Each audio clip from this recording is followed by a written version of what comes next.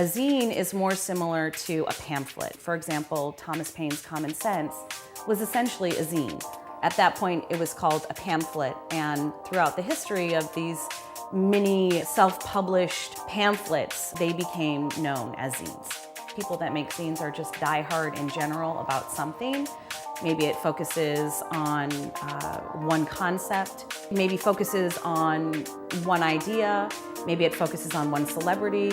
There's one in particular that comes to mind, and it's called Lindzine, and it's a zine that is all about Lindsay Lohan. And they're basically grabbing images from the internet, some pretty popular images that have maybe circulated, and putting them in a little booklet. So you can get this little printed ephemera of some silly topic. In this very early grassroots was all about the low production cost and the accessibility of being able to go to a place like Kinko's.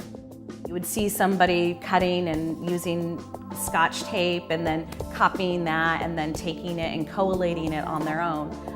Now there's a little bit more technology where people will lay their zines out in InDesign and then take them to an inexpensive copy place and produce on that level, which has started to elevate zine making. This zine was actually made just after Hurricane Sandy by a local person that actually lives in Alphabet City, and was able to go out and took photos of all of the destruction and documenting what was happening during this time.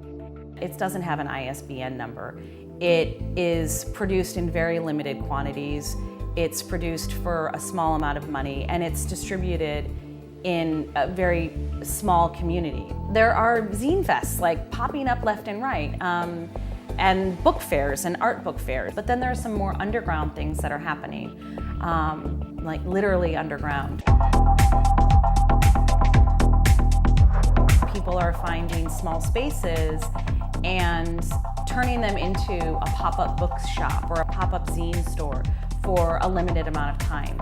Someone could read an offbeat piece of prose on their way to and from work. This is Paul Hayworth, Alone, Desperate, and Going Nowhere.